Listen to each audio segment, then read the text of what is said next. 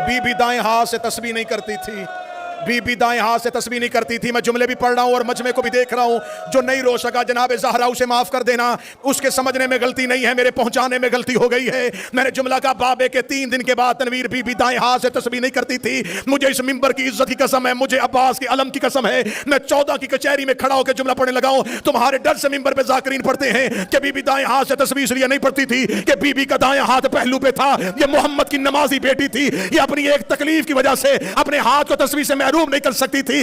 Be be کا پہلو زخمی صرف نہیں تھا، بی بی تسبیح اس لیے نہیں پڑھتی تھی، بی بی کے ہاتھ کی انگلیاں شہید ہو گئی تھی۔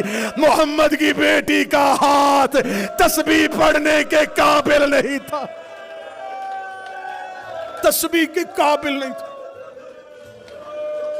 صرف پہلو نہیں، صرف پہلو نہیں، ہاتھ زخمی۔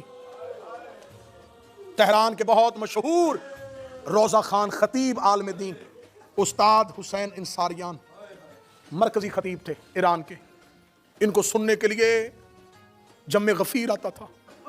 استاد انصاریان تہران کی مرکزی امام بارگاہ میں بی بی زہرا کے مصائب پڑھ رہے تھے، استاد نے پڑھ دی زہرا کی شہادت، مجلس تمام ہو گئی، استاد امام بارگاہ کے حجرے میں چلے گئے، جا کے بیٹھ گئے، امام بارگاہ خالی ہو گیا، ایک شخص کی چیخوں کی آوازیں مسلسل آ رہی تھیں۔